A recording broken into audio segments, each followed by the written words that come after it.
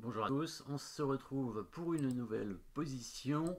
Ici nous avons les blancs au niveau matériel, deux tours fous cavaliers contre deux tours fous cavaliers de chaque côté et 6 pions pour les blancs, pour 6 pions pour les noirs. Donc égalité matérielle, on remarque les pièces blanches évidemment plus actives avec la tour sur la 7e rangée directement en direction du roi avec un fou cloué ici, mais la tour attaquée pour l'instant par le cavalier noir un peu excentré, mais bon, qui a l'avantage d'attaquer la tour. Évidemment, ce cavalier aurait été beaucoup mieux au centre, mais les pièces blanches sont bien placées. Il y avait quand même ce fou sur cette diagonale, la tour sur la colonne semi-ouverte, le cavalier sur la 6e rangée. Là, les blancs ont leurs pièces qui sont placées idéalement, c'est-à-dire la tour sur la 7e rangée, c'est vraiment la meilleure rangée pour la tour en finale. Est-ce qu'on est en finale? Oui, parce qu'on a échangé une dame et deux pièces mineures, donc c'est le début de la finale. On a échangé 16 points, donc la finale, début de la finale, c'est vraiment 12 points. Donc bon, finale déjà avancée quand même, 16 points par rapport à 12, c'est quand même un peu plus.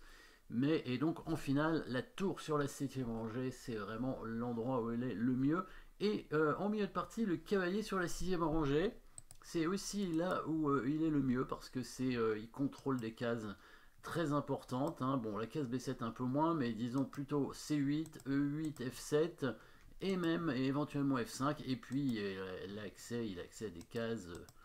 La case centrale en E4, même C4 et B5, ça peut être utile pour l'attaque sur l'aile dame.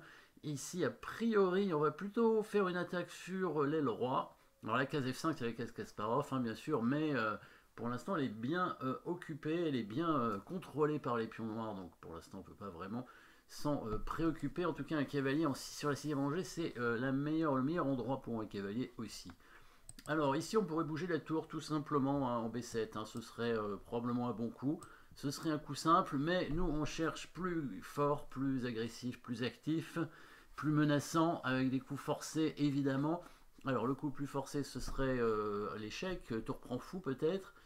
Les noirs reprendraient la tour. Pas sûr qu'on obtienne grand-chose derrière. Le cavalier peut donner échec aussi, mais pareil, on va simplement donner le cavalier. À part, peut-être cavalier E8, s'il prend le cavalier, on prend son fou. Donc, effectivement, euh, c'est un échec qui ne donne pas de matériel, mais est-ce qu'il est intéressant? Pas sûr, le roi peut bouger, il peut prendre quand même le cavalier, on prend le fou, il bouge son roi. Bon, on va probablement gagner un pion, ce pion-là risque de tomber, mais on va chercher mieux, évidemment, avec un coup très fort ici pour les blancs et une façon de jouer qui va permettre de gagner aux blancs du matériel très rapidement. On joue pour l'attaque, les pièces noires sont mal placées, la tour noire ici en A8 est bloquée, elle n'a pas bougé. Le cavalier excentré, même s'il attaque la tour, on a dit. Le fou cloué, évidemment. Et l'autre tour qui est obligé de défendre ce fou. Donc toutes les pièces noires sont mal placées. Un coup simple, comme tour B7, encore une fois, est tout à fait jouable et tout à fait bon. Mais on va chercher mieux. Évidemment, vous avez trouvé le bon coup, bien sûr. Avec ensuite l'attaque. Avec tour cavalier fou, on va prendre le pion avec la tour ici. Oui, on joue sur le clouage du fou et c'est un sacrifice de tour. C'est un sacrifice de tour, mais tout était prévu, bien sûr, puisque après cavalier prend tour, on va tout simplement faire échec. Bon, s'il prend pas la tour, s'il bouge son roi, par exemple, pour déclouer son fou, on va tout simplement prendre ce pion. Et ici, on a le joli coup de cavalier qui va défendre la tour, puisque maintenant, s'il prend l'autre tour, on fait cet échec et on le mate en revenant tout simplement avec le cavalier. Il fallait jouer le cavalier, sinon il aurait été pris par le roi.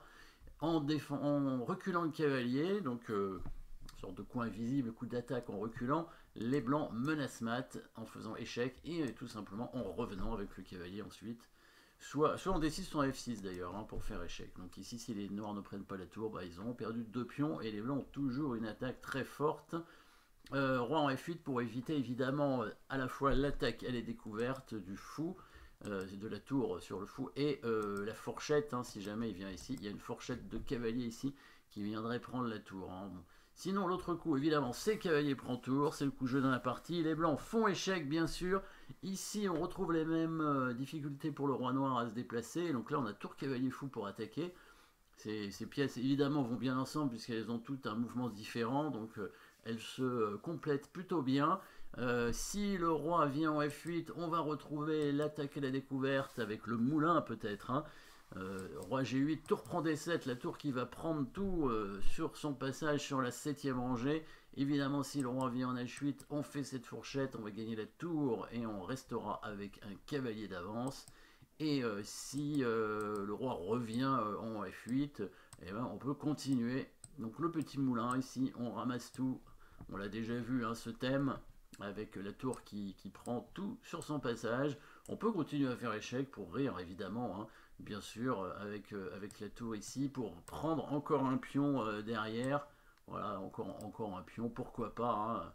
Mais bon, c'est pas une obligation. Un coup, peut-être un coup de cavalier en E4 semble meilleur, évidemment, avec la prise du pion sur échec et le fameux mat des Arabes avec le cavalier et la tour ensuite, qui devrait donc mater assez vite. Peut-être les noirs peuvent parer la menace en donnant leur tour. Voilà, c'est tout ce qu'ils pourraient réussir à faire. Du coup, sur cet échec, ici, le roi est quand même venu en H6 pour éviter l'attaque et la découverte, hein, parce que s'il vient en H8, en fait, bah, le cavalier fait quand même la fourchette, et en plus, il va prendre la tour sur échec, étant donné que s'il bouge le roi en G7 ou en G8, ben, il y a la découverte à la fois du fou ou de la tour, hein, donc le roi noir n'a pas de bonne case. Il a tenté de s'enfuir en H6 et ensuite en H5 pour éviter l'attaque à la découverte. Donc le roi qui tente de s'échapper un petit peu de toutes les pièces blanches. Mais voilà, les blancs vont finir par un joli coup que vous avez trouvé bien évidemment dans cette position. Coup forcé bien sûr, mais pas forcément un échec. Vous l'avez peut-être trouvé, l'échec invisible de la position. Bon, pas vraiment invisible. Le fou qui recule pour faire échec, bien entendu, mais il y a le fou qui peut couvrir l'échec. Et donc, évidemment, la solution est simple. On va d'abord éliminer le défenseur, et c'est bien une menace de mat qui va arriver. La tour qui prend le fou, bien joué ici. Et oui, parce que maintenant, si la tour reprend la tour, le fou descend, et le fou n'est plus là pour couvrir l'échec. C'est bien mat, hein. On voit le cavalier qui protège les deux cases derrière le roi, le pion qui contrôle ici, et le fou qui donne échec sur la diagonale. On ne peut plus couvrir l'échec avec les noirs, c'est bien mat. Les noirs ont pris la tour. De toute façon, la menace de mat permettait aux blancs de gagner encore du matériel après, hein, parce que là les noirs étaient obligés pour parer le mat de donner une case au roi, hein, peut-être pousser ce pion en G5 hein, pour avoir la case en G6, et là les blancs peuvent tout simplement prendre la tour, hein. Évidemment, avec le cavalier par exemple, comme ça ils réattaquent le cavalier, ils attaquent un pion ici avec des échecs, etc. Un fou de plus, une attaque, toujours avec toutes les pièces, un fou et un pion de plus, et le roi noir en danger. Bon, les blancs vont avoir évidemment très rapidement un mat, certainement à leur disposition, bientôt. En tout cas, jolie petite fin ici avec destruction de la défense, et le mat avec fou, cavalier et un pion. Merci d'avoir suivi cette position. N'oubliez pas de vous abonner et à très bientôt.